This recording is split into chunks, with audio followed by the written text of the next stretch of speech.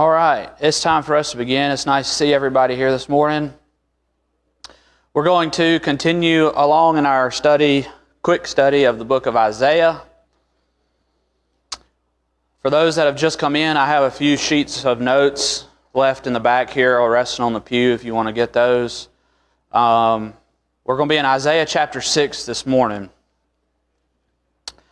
Isaiah chapter 6. I think this is a good chapter. It's full of a lot of good lessons that hopefully will be beneficial to all of us this morning. We're going to read the chapter here in just a moment, but if you're like me, the first question you have, this chapter, I'm sure as many of you know, is known pretty popularly as the call of Isaiah. So my question is, why was it here in chapter 6? Right? Well, don't ask me that question because I'm not really sure of the answer of that. My best bet is in reality it happened sooner than what happened in chapters 1 through 5, and it was just recorded here. That's my best guess. That's the best explanation I've been given, but I don't really have a perfect answer for you on that. So if we're wondering what happened in the first 5 chapters, don't ask me why it's here instead of before chapters 1 through 5. But let's go ahead and pick up reading here in verse 1. And we'll make a few comments as we go. Verse 1 of chapter 6, In the year that King Uzziah died, I saw the Lord sitting upon the throne, high and lifted up, and the train of his robe filled the temple. Above him stood the seraphim. Each had 6 wings. With 2 he covered his face, and with 2 he covered his feet, and with 2 he flew. Just a couple of quick things to mention here. King Uzziah, 2 Kings, and I think it's 2 Kings chapter 15 and then 2 Chronicles 26 maybe, does that sound right? Makes it clear that King Uzziah started out doing what the Lord wanted him to do. He started out good. And so of course, like the Lord will do, he blessed him, right? And then human nature kicked in and King Uzziah became proud and he started forgetting who blessed him and he started doing things that he shouldn't do. And so what did the Lord do? He cursed him with leprosy. And so he was a leper from then until the day that he died. And he had to live in a separate house until the day that he died.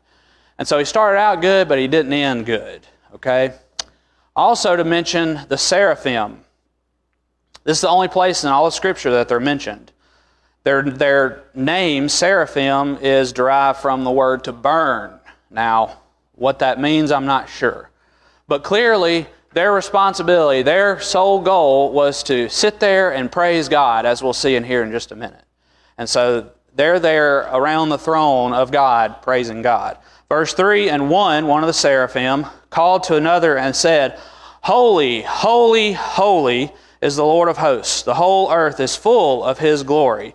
Of course, the use of the repetition here, holy, holy, holy, as we all are probably familiar with, is a Hebrew way of emphasizing God's holiness. They didn't have a way of saying He is the holiest. So what did they do? They said, He's holy, holy, holy. And we'll talk more about that as we go on. Interesting, the whole earth is full of His glory. Just a quick side note, atheists and skeptics and unbelievers have absolutely no excuse.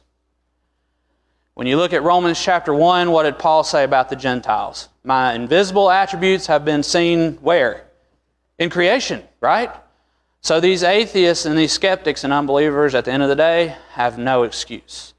And I think it's a good lesson for you and I. This COVID thing, did a lot of good for me, believe it or not. It helped me slow down. And it helped me appreciate the things that God has blessed us with. One of which being this wonderful earth that we're living on. And so we see here that Isaiah, that the seraphim are saying the whole earth is full of God's glory. And the foundations, verse 4, And the foundations of the threshold shook at the voice of Him who called, and the house was filled with smoke. And I said, Woe is me, for I am lost, for I am a man of unclean lips, and I dwell in the midst of people of unclean lips. For my eyes have seen the King, the Lord of hosts. This filling up of smoke is interesting. We see this several times throughout Scripture, and it represents several different things. If you go back to 1 Kings chapter 8, when Solomon is dedicating the temple in prayer, when they got everything in the temple where it's supposed to be, what happened? The house filled with smoke. That represented the presence of God, and it also represented His divine approval. And so we see the smoke there, in that case, representing divine approval. Then there are other cases where smoke represented God's divine wrath. Psalm chapter 18, I think, has that. And so probably, if I were to guess here, with the context of what's happening in Judah and the way the people are behaving, most likely this is not divine approval. Now, I could be wrong about that, but it is interesting to note that the house filling up with smoke happens a couple of different times in Scripture, and it represents a couple of different things. Verse 5, we already read that. Verse 6, then one of the seraphim flew to me, having in his hand a burning coal that he had taken with tongs from the altar. And he touched my mouth and said, behold, this has touched your lips. Your guilt is taken away, and your sin atoned for. What do we think about when you think about forgiveness of sins in the Old Testament? Anybody? Leviticus makes it clear over and over and over again. When they do this, their sins will be forgiven. When were their sins forgiven? When they did what God said. Their sins were forgiven. At the cross, okay? I want us to think about something, and I don't have a perfect explanation of this. But here we see Isaiah. His sins were atoned for. He was forgiven. He was forgiven right then. Right? Now, how did that happen? Well, it's God, right? Forgiveness of sins did not happen without the blood of Christ. Okay? Hebrews chapter 9 makes that very clear. Okay? But what I am saying to you is that in the mind of God, here in Isaiah chapter 6, Christ was already dead. We see Revelation teaches us that Christ was the Lamb slain when? Before the foundations of the world. Okay? And so, it's something I just want to encourage us to think about, forgiveness of sin in the Old Testament. Like I said, I don't have a perfect explanation for it, but I do want us to be careful in how we say things sometimes. You know, sometimes we say his sins were rolled forward. I want us to be careful with that. Isaiah's sins were forgiven right then. Okay? And so, I just want us to think about that, and if you study more on that and have more information, feel free, please come to me with that. But I want us to be careful with how we say things sometimes. That's right, exactly. Jason makes a good point. The parallel here is Revelation teaches us what? The victory is, it's already decided. Who has won? God has. We have. Right? Well, where are we though? We're here, but it's already decided. Okay? And so that's a good point. All right, verse 8, and I heard the voice of the Lord saying, whom shall I send, and who will go for us? Then I said, here am I, send me. And he said, go and say to this people. Just a couple of other quick notes. It's always interesting to me when God asks the question. Isn't it to you? It happens several times throughout the book of Genesis. Most of the time when God is doing that, He's inviting the person, in Genesis at least, to confess. He wants them to confess what they had done. Did He need to ask Adam and Eve where they were? No. Why? He's God. But what was He doing? He was giving them an opportunity to step up to the plate. Same thing kind of here with Isaiah. God wants our heart. God has given us free will. He's given us the ability to choose. And He's given Isaiah here the chance to say, here am I, send me. We'll talk more about this here in just a moment, but God's asked us that very question too, and all of us need to have the same attitude that Isaiah did. Also, whom shall I send and who will go for us? That's reminiscent of Genesis again, Genesis chapter 1, When God said, let us create man in our image, we see the plurality here. That God said, who's going to go for us? So verse 9, and he said, go and say to this people. Recognize, God's not saying go and tell my people, is he? He's ready to lower the boom on them if they don't do what he has said. They are no longer his people, they are this people. And that's something we need to be aware of. Keep on hearing, but do not understand. Keep on seeing, but do not perceive. Make the heart of this people dull and their ears heavy, and blind their eyes, lest they see with their eyes and hear with their ears and understand with their hearts and turn and be healed. Some people will take their verses 9 and 10 and try to twist it and say that, see, God doesn't really want these people to understand. He doesn't really want them to hear. He wants them to be dull. Well, all of us know that's not really what's happening, right? Isaiah chapter 1, last week we talked about, I believe it's in verses 18 through 20. What do we read about? God's desire is what? Come, reason with me. Listen to what I have to say, and if you do, what will happen? You'll be white as snow. Though you may be as scarlet, you'll be white as snow. That's God's desire. What's God telling Isaiah here? This is what's going to happen. I need you to go and tell these people what I need you to tell them. But here's what's going to happen. They're going to be dull. They're not going to listen to you. They're not going to pay attention. And they're going to reject it. That's what he's telling Isaiah there in verses 9 through 10. Verse 11, Then I said, How long, O Lord? And he said, Until cities lie waste, without inhabitant, and houses without people, and the land is a desolate waste. And the Lord removes people far away, and the forsaken places are many in the midst of the land. And though a tenth remain in it, here we go, it will be burned again like a terebinth or an oak whose stump remains when it is felled. What is the stump? The holy seed is the stump. Even though these people are going to, the majority of them are not going to listen, they're not going to pay attention, they're going to be carried off into captivity, as we know, what's going to remain? There will be some who listen. That is so important for you and I today, and we'll talk more about that as we go through here. Okay, so that was just a quick reading. For the rest of our time, I want to go over 4 main lessons that we learned through this chapter. Lesson number 1. God is on the throne always, no matter what. As we know, when you read the first several chapters of Isaiah, the people of Judah, they're not acting good, are they? They're not listening to God. They're not paying attention to God. They're doing things that are awful. It's not a good situation. Isaiah says, woe to those who call evil good. Does that ring a bell? Is that familiar with any of us in our world today? How many people out there in the world today call evil things good things?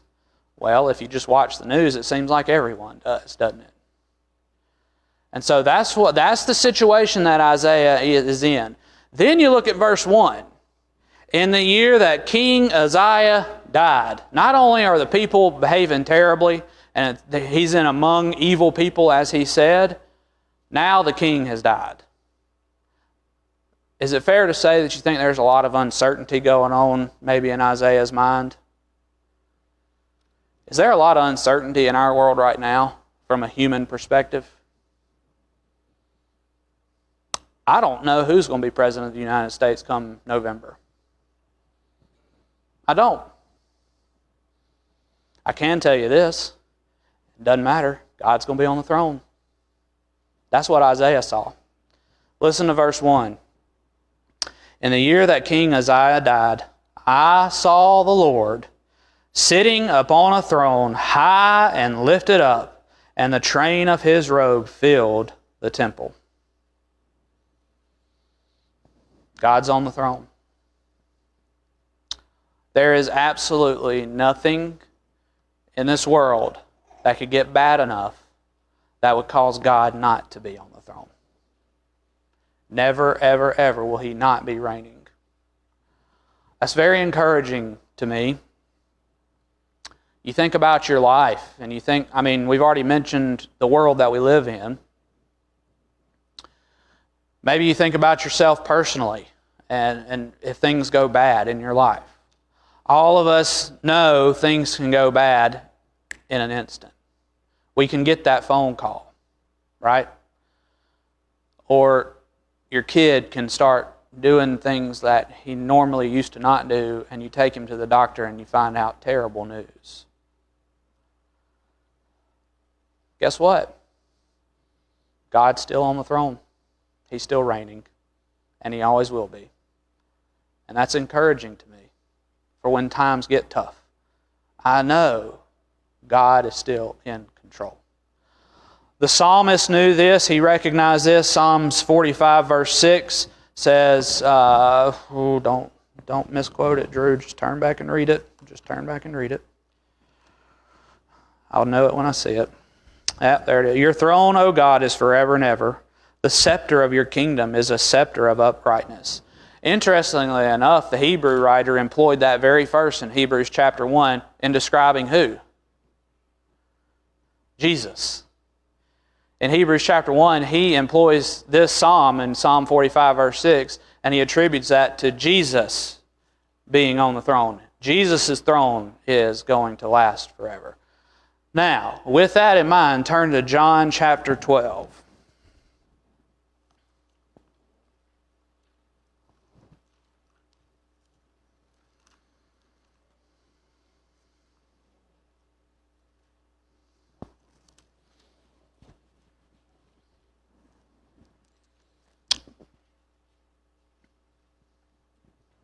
Verse 37, though He had done so many signs before them, they still did not believe in Him, so that the word spoken by the prophet Isaiah might be fulfilled. Lord, who has believed what he heard from us, and to whom has the arm of the Lord been revealed? Therefore they could not believe, for again Isaiah said, He has blinded their eyes and hardened their hearts, lest they see with their eyes and understand with their heart, and turn, and I would heal them. Isaiah said these things because he saw His glory and spoke of Him. Who is Isaiah looking at here in the vision that he's having in Isaiah chapter 6? Jesus. That's what John says. I bring that up because, to me, that gives us just a little bit of a glimpse of what Jesus gave up to come here and be sacrificed on the cross for me and you. Look at what Jesus had. He was on the throne. He was high and lifted up. Just the train of His robe filled the temple. And these seraphim, what are they doing? They're heaping praise and glory and honor on Him all the time. And He emptied Himself and He gave that all up and He came here because of my sin and because of your sin. And I think that's something that is very powerful and very beneficial for us to remember. So, lesson number 1, God is always on the throne, no matter what. Lesson number 2, God is holy, holy, holy. As we said just a minute ago, this was a way for Hebrews to emphasize the holiness of God. When things are repeated over and over and over, it's a way of emphasizing, hey, pay attention to this, or this is really important, right? And so we see that God is holy, holy, holy. I think this is one of, I know it doesn't work like this, but if I were to sit down and try to rank God's attributes, holiness, love, kindness, goodness, all these different things, He's just. To me, holiness would be right at the top. If this is just me, it seems like a lot of His other attributes stem out from Him being absolutely holy. And I will be the first to tell you, me and you do not have the mental ability to really understand the holiness of God. Of course, we all know what that word means. It means what? Set apart from everything that is not holy. right? And so God is set apart, set apart, set apart. His very nature is holy. He cannot even look upon anything that is unholy, that is evil, that is dark, which we see that where? On the cross. Jesus said what? Why have you forsaken me? Why? Because God is holy, completely holy.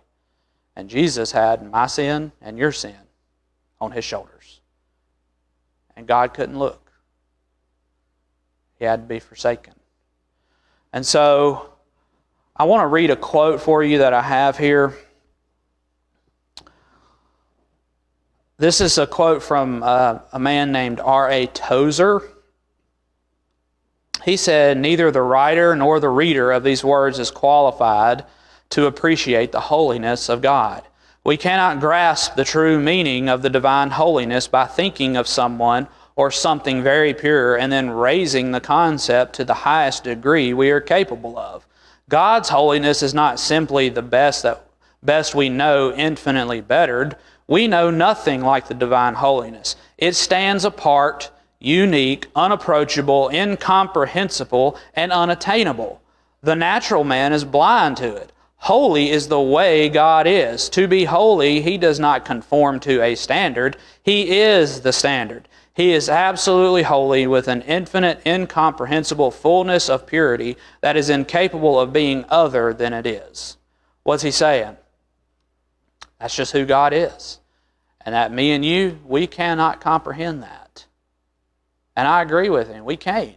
I cannot comprehend what it is like to be completely away from evil. Can you? So you can't even take the most pure thing that you know. The most pure thing that I've ever seen is that 5-month-old baby back there in my wife's arms. Right? Any of you parents would know that. That is the most innocent thing that I will see physically on earth. Well, guess what? That's nothing compared to the holiness of God. We can't take that and make it infinitely better in our minds and have the holiness of God. No, that doesn't even do it.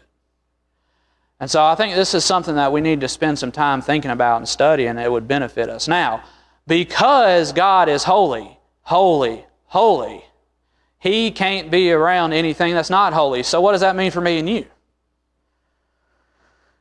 We're left with the task of being holy.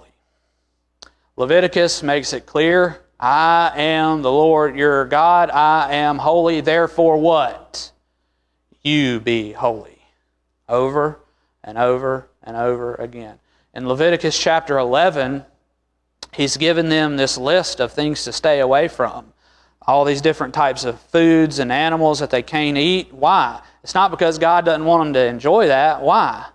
It's because God had deemed that as being unclean, and God is what? Holy, holy, holy. And if they want to be with God and they want to be His people, what do they have to do? They have to stay away from those things so they can be holy. Same thing for you and I. Look at 1 Peter chapter 1.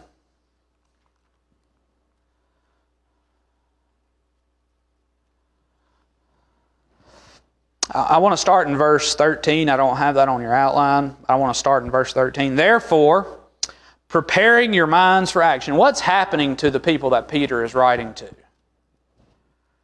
They're being persecuted, right? And they're being discouraged from the persecution because of their faith. Therefore, preparing your minds for action and being sober-minded, set your hope fully on the grace that will be brought to you at the revelation of Jesus Christ. As obedient children, do not be conformed to the passions of your former ignorance, but as He who called you is holy, you also be holy in all your conduct. Do you want to go to heaven and be with God forever? Yes. So what do we have to do? We have to be set apart in all of our conduct. That includes all of our thinking, all of our interactions with people, everything that we decide to do. We have to be set apart from everything that is evil in order to be holy. Now, Don't misunderstand me. I'm not saying that I can be holy on my own accord. I can't. Nobody can. But just like the only way I can be good is because God has said what to be good, the only way I can be holy is to do what God says to be holy. And God will make me set apart. Okay? So I can't do that on my own. Don't get me wrong. I can't do it without God. Okay? But that is the task that we're left with because God is holy, holy, holy. Yeah, sanctify them in thy what? Thy word. Thy word is truth. Exactly. That's right. Okay. Lesson number 3. God is our standard, not men. Okay? God is our standard, not men. Look at verse 5 of Isaiah chapter 6. And I said, Woe is me, for I am lost, for I am a man of unclean lips, and I dwell in the midst of a people of unclean lips. For my eyes have seen the King, the Lord of hosts. So what had happened to Isaiah? Things are not going well. The people are evil. They're terrible. The king has just died, and then God appears in a vision to him, and he sees God. Well, he sees the train of his robe. But he is left in awe, right? He sees God, and what is his response? Woe is me. What was Isaiah doing? He was looking at the standard. God is the standard, not men. How many of us, be honest, how many of us at some point in your life has thought, well, so-and-so is doing this, so it must be okay. Or this family over here is doing this, so I guess I can do this too. Has anybody ever thought that before in your life? Raise your hand. Probably most of us, right? And it's easy to do. I want to encourage us, brethren. Jason is not my standard. He's a great guy, and I love him. And he's someone that I look up to and I would like to be a lot like. But you know what? He is not my standard. Mr. Richard Carr, he's someone that I would say is my second dad. Someone that I would do anything in this world for. And someone, again, that I look up to a lot. He is not my standard. My very own father, who, as all of you know, I love dearly, and there is absolutely nothing in this world that I wouldn't do for him. He is not my standard. God is our standard.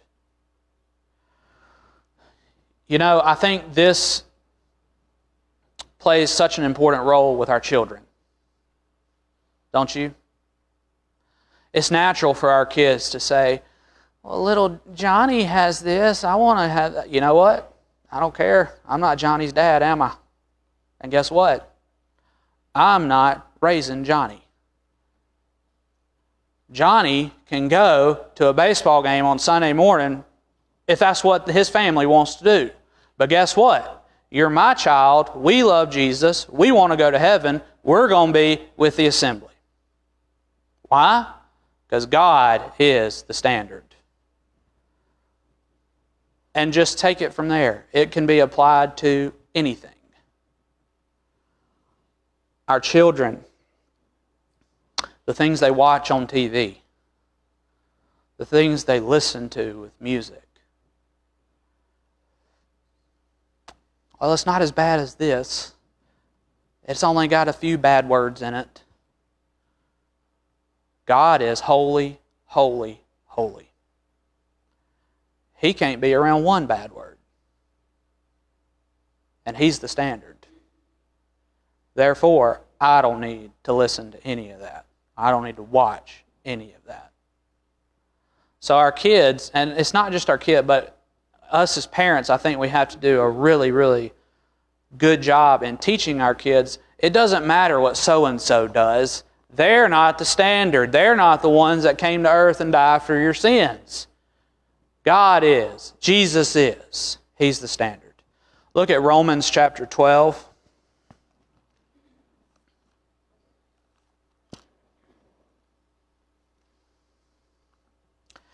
If I can get there, my fingers aren't working very good.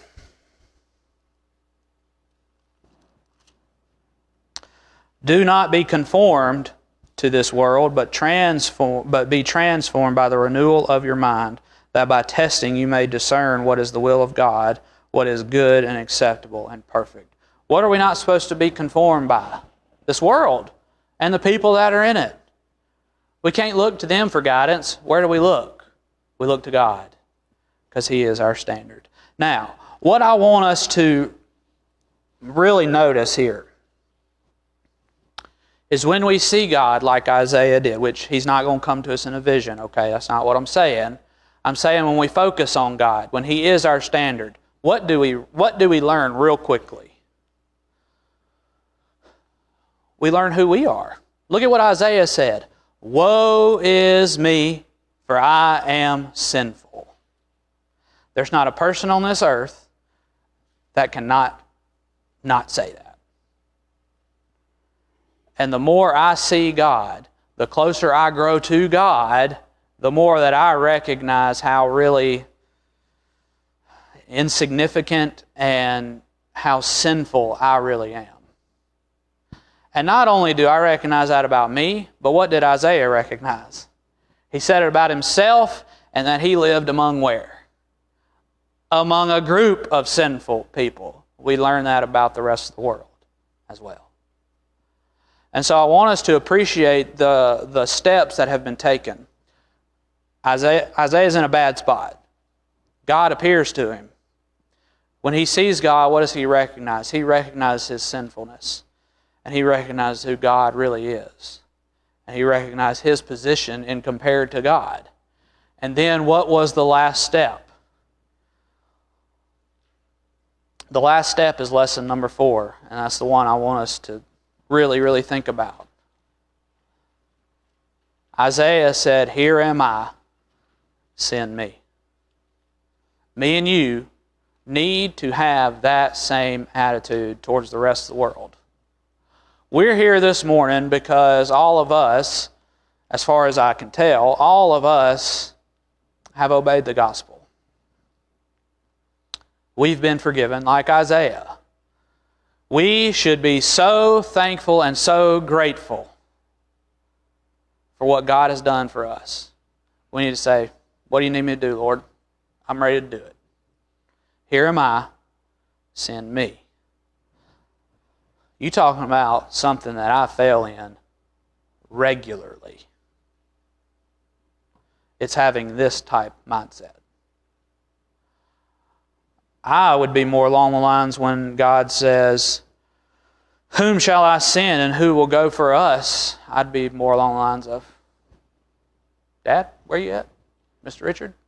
Jason, where y'all at? Dustin? Chris? What you waiting on?" Instead of Isaiah said, "Here I am. You can send me." And notice what he said. God said, it's not going to be easy. You're going to tell them over and over and over again, and they're not going to listen. They're going to become dull. Their hearts are going to be hardened, and they're not going to pay attention to you. They're probably going to persecute you, which is what happened, didn't it? Isaiah had a tough road, didn't he? As we'll learn more about as we go through the study. But how did the chapter end? What was God saying? "And though a tenth remain in it, it will be burned again, like a terebinth or an oak, whose stump remains when it is felled. The holy seed is the stump." What is God saying? It doesn't matter how many people don't listen to you. People are not going to listen. Guess what? Some will. Some are going to listen. And that's what we should focus on. See, me, I'm such a negative person. I really am. And I try not to be. But I am such a person, the glass is always half empty. And then, not long from there, it's going to be less than half empty. It's going to be like 25% empty. That's me, okay? Or 75% empty. It drives Morgan crazy. I would be along the lines of, look at all these people that are rejecting. How can I keep doing this? What did God say? Isaiah, keep on going. Keep on. Keep on talking. Keep on teaching. Why? Because there's going to be some. See, I lose sight of that. And I know I need to do better with that, but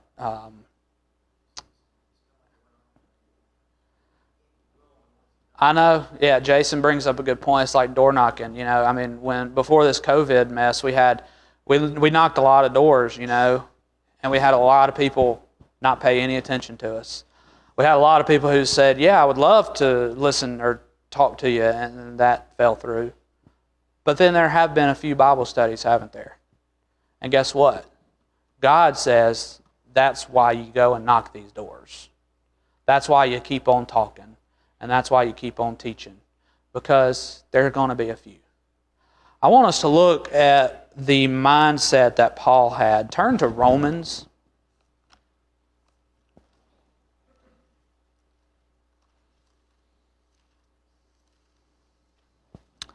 Chapter 9.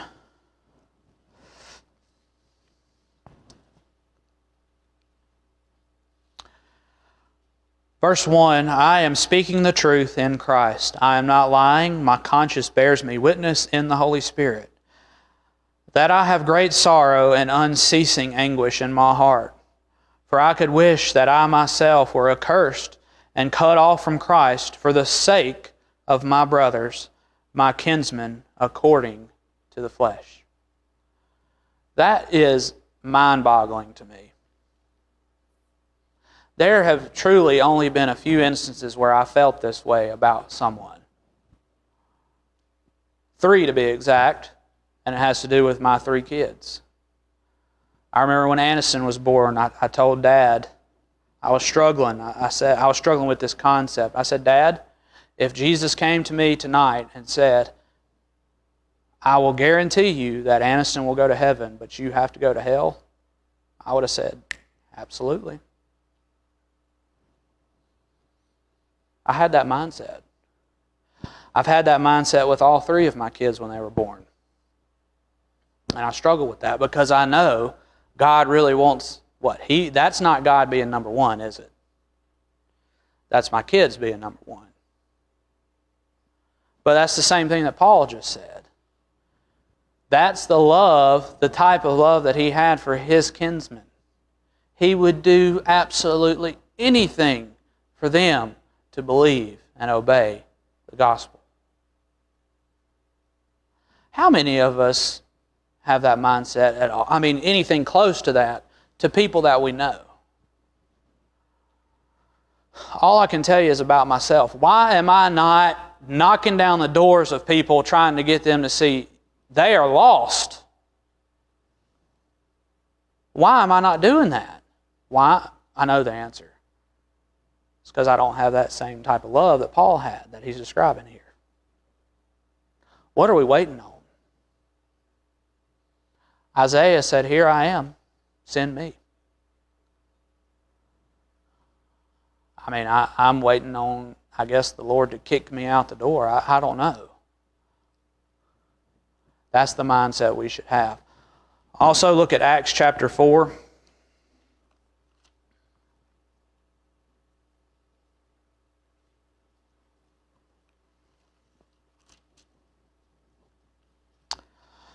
So this is Peter and John. They've been brought before the council for healing and teaching in the name of Jesus. And of course, they've been charged by the council to not do that anymore, right? Everybody's familiar with this. Now look at their response. Verse 18, so they called them and charged them not to speak or teach at all in the name of Jesus. But Peter and John answered them and said, whether it is right in the sight of God to listen to you rather than to God, you must judge. Who's the standard? God is. That's what Peter and John just said. Whether it is right in the sight of God to listen to you rather than to God, you must judge. For we cannot but speak of what we have seen and heard. Raise your hand, and I want everybody to be completely honest with me. How many of us can help ourselves from talking about Jesus to people around us?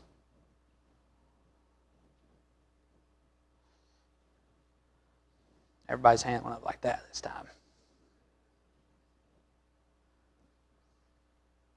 Most of us probably do, don't we? I do. I'm not like Peter and John. Not yet. I want to get there. They couldn't help it. They told the council, it doesn't matter what you say or what you do. Guess what? We can't help it. We're going to talk about him. We're going to do what he wants us to do. Imagine being brought in before the President of the United States, right? And saying, I don't want to hear you say another word about Jesus Christ. What would we do? Peter and John said, I don't care what you say, I'm going to keep talking about it. So Isaiah had that mindset of, here am I, send me. I want to encourage us all to study this a little bit more because, again, I truly believe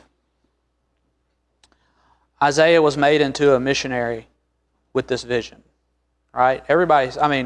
So he was in a bad place. He saw God. He recognized his sins. He confessed his sins. His sins were forgiven. And then what happened? God said, who am I going to send? And Isaiah stepped up to the plate. The world needs us to do that. This world is going down the wrong road, as all of us know. Now, I'll be the first to tell, I don't think it's nearly as bad as what is portrayed on TV, but it is bad in a lot of places. I don't want my children growing up in some place like this. We got to be like Isaiah, and we have to have the mindset of, here am I, send me. The only way to do that is to go closer to God and recognize who we really are and who the rest of the world is. Are there any comments or questions? Okay. Thank you for your attention. We'll pick up in Isaiah chapter 11, I think, next week. That will be Mr. Gary again. But, just read the whole book, just in case. If you read the whole book a couple of times, you'll catch the chapter that we're going to be studying. So, all right, thank you.